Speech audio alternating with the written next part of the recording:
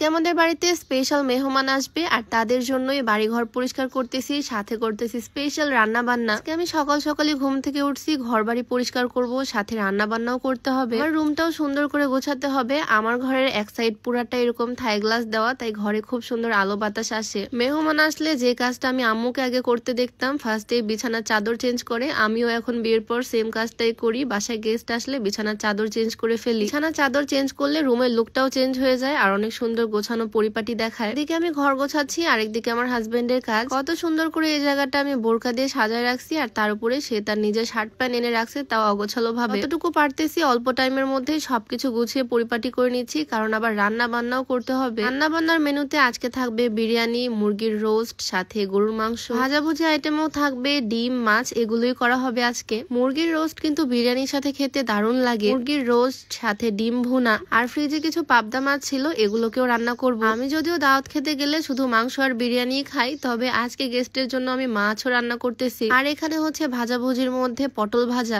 আমার আম্মুকে আমি দেখতাম পটল চিড়ে চিড়ে একদম চিকন চিকন করে পটল ভাজা করতো, বাট আমার শাশুড়ি আম্মু এভাবে গোটা গোটা পটল ভাজা সার্ভ করলে দেখতে অনেক সুন্দর লাগে। গোটা গোটা এই পটল ভাজা, আর খেতেও ভীষণ মজাই হয়। এখানে হচ্ছে আমার ফেভারিট গরুর মাংস, আর সবকিছুর পর রান্না করব বিরিয়ানি। সাদা ভাত তো থাকবে, তবে বিরিয়ানিটা কিন্তু মাস্ট। রান্না বান্না শেষ করে বাড়িঘরও গোছাতে হবে, সবাই অলরেডি রওনা দিয়ে দিচ্ছে। তার আগে আমি তোমাদেরকে দরকারি কিছু প্রোডাক্ট দেখিয়ে দিই। এগুলো কিন্তু সবই ইম্পোর্টেড আর সবই খুবই কাজের। এইটা হচ্ছে ইলেকট্রিক একটা পেডিকিউর মেশিন। এই জিনিসটা ইউজ করে আমার এত ভালো লাগছে, তাই ভাবলাম তোমাদের সাথেও শেয়ার করি। এইটার হেড কিন্তু দুই রকমের আছে। এইটা চার্জে দেওয়া যায়, আর এটা খুব সুন্দর ভাবে পায়ের মরা চামড়াগুলো দূর করে পাকে খুব সুন্দর সফট করে দেয়। যাদের পা খুব বেশি রুক্ষ তাদের জন্য এটা একদম বেস্ট। পাটা খুব সুন্দর সফট হয়ে যায়। এই জিনিসটা আসলে খুবই কাজের। আর তারপর আমি নিয়েছি একটা রোলার। এই রোলারটাও খুবই কাজের। এইটা হচ্ছে যাদের অয়েলি স্কিন, তাদের স্কিনে একবার রাব করলে সমস্ত তেল টেনে নেয় আর স্কিনটা খুব সুন্দর ড্রাই হয়ে যায়। গরমের মধ্যে এটা আমার কাজে লাগবে। সাথে নিয়েছি একটা আইব্রো পেন। এই তিনটা জিনিসই খুবই কাজের হয়েছে। এই আইব্রো পেনটা দিয়ে কিন্তু খুব সহজে আইব্রো ড্র করা যায়। এই তিনটা প্রোডাক্টই আমি নিয়েছি cute glam glow Facebook page থেকে। পেজটা আমি ডেসক্রিপশনে মেনশন করে দিব।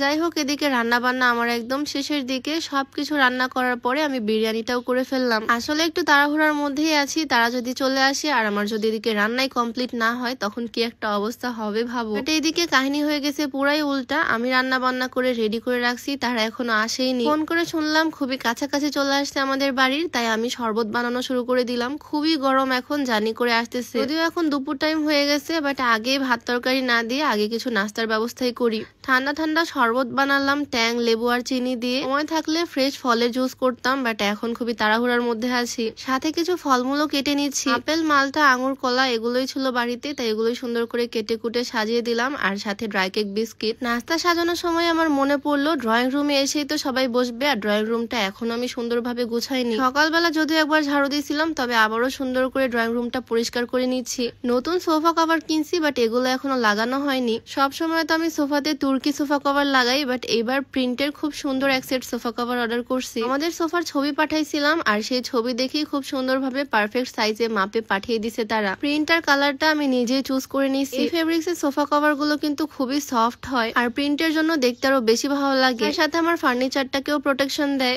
Elite slip cover Facebook page থেকে আমি এই সোফা কভারের সেটটা নিয়েছি। কোয়ালিটি আসলে খুবই ভালো। তোমরাও চাইলে নিজেদের ফার্নিচারের জন্য এরকম কভার নিতে পারো ইচ্ছা মতো প্রিন্টের। তারা একদম পারফেক্ট গ্যারান্টি সহকারে সেল করে। তোমাদের সোফার ছবি দিলেই তারা একদম পারফেক্ট মাপ দিয়ে কভার বানিয়ে পাঠিয়ে দিবে তোমাদের বাসায়। এলিট স্লিপ কভার ফেসবুক পেজটা আমি ডেসক্রিপশনে মেনশন করে দিয়ে রাখবো, তোমরা চাইলে তাদের পেজটা ভিজিট করে আসতে পারো। সোফা কভার লাগানোর পর মনে হয় ড্রয়িং রুমের লুকটাই চেঞ্জ হয়ে যায়। যাই হোক, এদিকে আমার সোফা কভারও লাগানো শেষ, আর গেস্টরাও কিন্তু অলরেডি চলে আসছে। আমার পেয়ারি পেয়ারি পছন্দের দুই ভাবি, যাদেরকে তোমরা সবাই চিনো। সবার খুব পছন্দের দুইটা মানুষ, আর আমারও অনেক পছন্দের, খুবই কাছের। আমরা একসাথে হলে এটা ওইটা গল্প আড্ডা দিতে দিতেই সময় চলে যায়। তবে এবার আমরা শুধু বাসায় বসে বসে গল্প করব না, বাহিরেও ঘুরতে বের হব। সবাই একসাথে আজকে খুবই ভাল লাগতেছে। তো যাই হোক, আজকের ভিডিওটা আর বেশি লং না করি, দেখা হয়ে যাবে নতুন কোনো ভিডিওতে। সবাই ভালো থাকো, সুস্থ থাকো, সবাইকে আল্লাহ হাফিজ।